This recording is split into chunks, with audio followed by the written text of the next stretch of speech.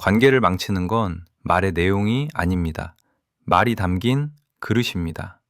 분명 같은 말인데 어떤 사람에게 하면 가까워지고 어떤 사람에게 하면 어긋납니다.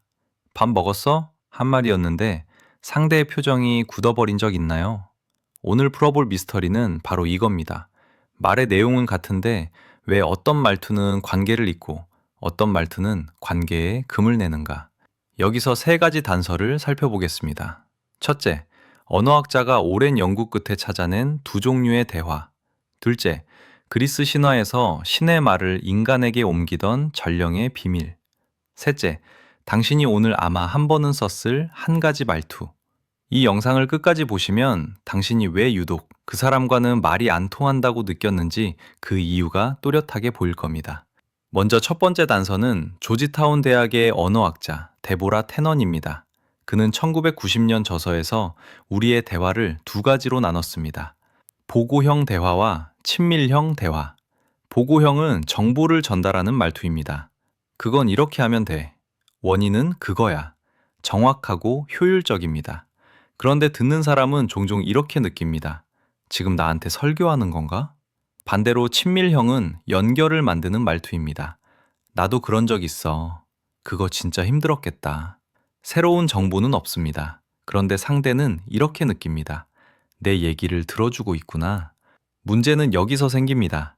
한 사람은 문제를 해결해 주려고 말하는데 다른 한 사람은 먼저 마음을 이해받고 싶어 할 때, 반대로 한 사람은 마음을 알아주려고 말하는데 다른 한 사람은 지금 당장 필요한 답을 확인하고 싶어 할 때, 그 순간 우리는 분명 같은 대화를 하고 있지만 서로 다른 언어를 쓰고 있는 셈이 됩니다. 그리고 이 차이는 말의 내용보다 먼저 상대에게 전달됩니다. 같은 말이라도 어떤 표정으로 말하는지, 어떤 목소리로 말하는지에 따라 전혀 다른 의미가 되기 때문입니다. 여기서 유명한 연구 하나를 떠올려 볼 수 있습니다. UCLA의 심리학자 엘버트 메러비어는 1971년 흥미로운 실험 결과를 내놓았습니다. 말과 표정, 목소리가 서로 어긋날 때, 그러니까 입으로는 괜찮아 라고 말하는데 목소리는 차가울 때, 사람들이 단어 자체에서 읽어내는 의미는 겨우 7%였다는 겁니다. 나머지 93%는 목소리와 표정이 보내는 신호였습니다. 말의 내용이 아니라 말이 담긴 그릇이 의미를 결정하고 있었던 겁니다. 여기서 잠깐 마음속으로 하나만 골라보세요. 당신은 어느 쪽에 더 가까운가요? A. 내 의도는 분명했는데 상대가 오해하는 경우가 잦다. B. 상대의 말투 하나에 마음이 닫혀버리는 경우가 잦다. 골랐다면 기억해두세요. 이 영상의 끝에서 그 답을 다시 꺼낼 겁니다. 이제 우리는 첫 번째 단서에서 대화가 단순히 말의 내용만으로 전달되지 않는다는 걸 봤습니다. 그렇다면 다음 질문은 이것입니다. 왜 사람은 같은 말에도 어떤 순간에는 마음을 열고 어떤 순간에는 방어부터 하게 될까요? 이 질문을 조금 더 깊이 들여다보기 위해 이번에는 아주 오래된 이야기로 가보겠습니다. 두 번째 단서는 그리스 신화에 있습니다. 헤르메스, 신들의 말을 인간에게 전하던 전령의 신입니다. 그런데 헤르메스에게는 이상한 점이 하나 있었습니다. 그는 신의 말을 결코 그대로 옮기지 않았습니다. 인간이 알아들을 수 있는 형태로 매번 바꿔서 전했습니다. 같은 메시지라도 받는 존재에 맞게 그릇을 바꾼 것. 그게 전령의 일이었습니다. 그래서 해석한다는 뜻의 단어, 헤르메뉴틱스가 그의 이름과 맞닿아 있다고 전해집니다. 신화가 우리에게 말해주는 건 이겁니다. 말을 전한다는 건 단순히 내용을 발송하는 일이 아닙니다. 상대가 받을 수 있는 형태로 내 마음을 번역하는 일입니다. 그런데 우리는 자주 착각합니다. 내용만 정확하면 마음까지 제대로 전달됐다고 믿습니다. 하지만 관계에서는 내용보다 먼저 도착하는 신호가 있습니다. 목소리의 온도, 표정의 방향, 문장의 길이, 말끝의 작은 흔들림. 우리는 이미 그 신호를 하루에도 몇 번씩 읽고 있습니다. 그러니 세 번째 단서는 멀리 있는 이론이나 신화가 아닙니다. 바로 우리의 하루 안에 있습니다.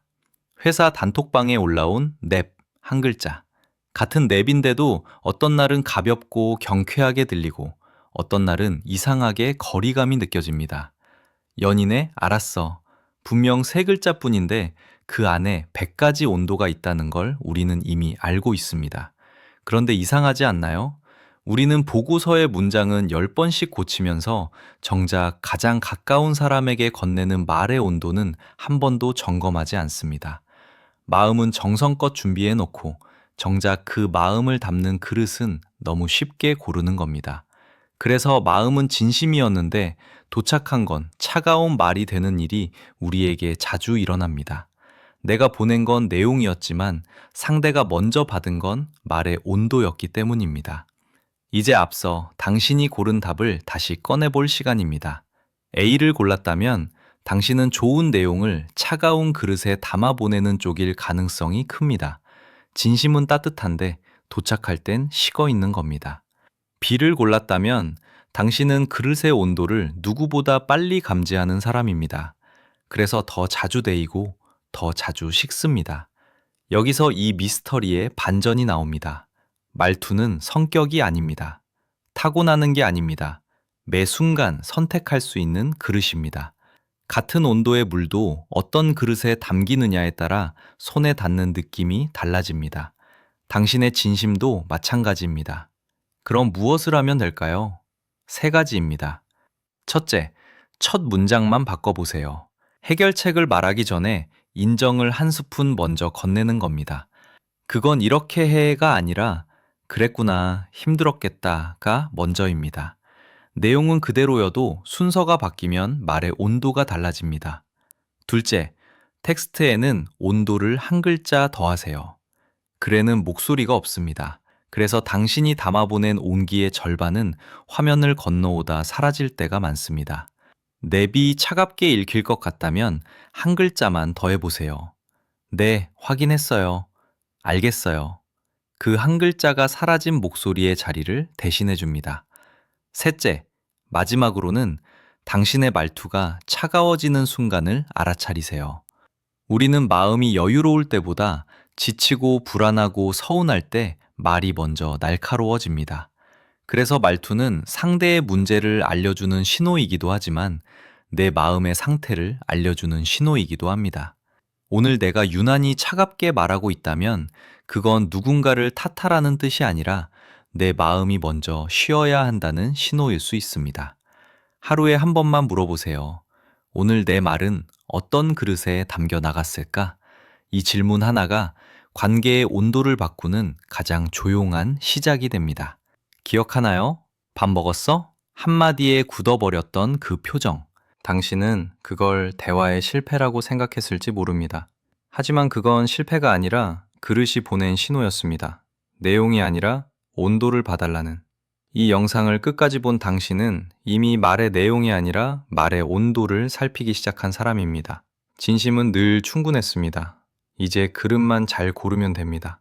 혹시 당신의 진심도 식은 채로 도착한 적이 있나요? 그게 언제였는지 살짝 들려주세요.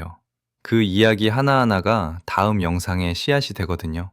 이 조용한 이야기가 당신에게 다시 가닿을 수 있게 구독으로 곁에 있어주세요. 오늘 그릇 하나를 새로 골랐다면 좋아요도 살짝.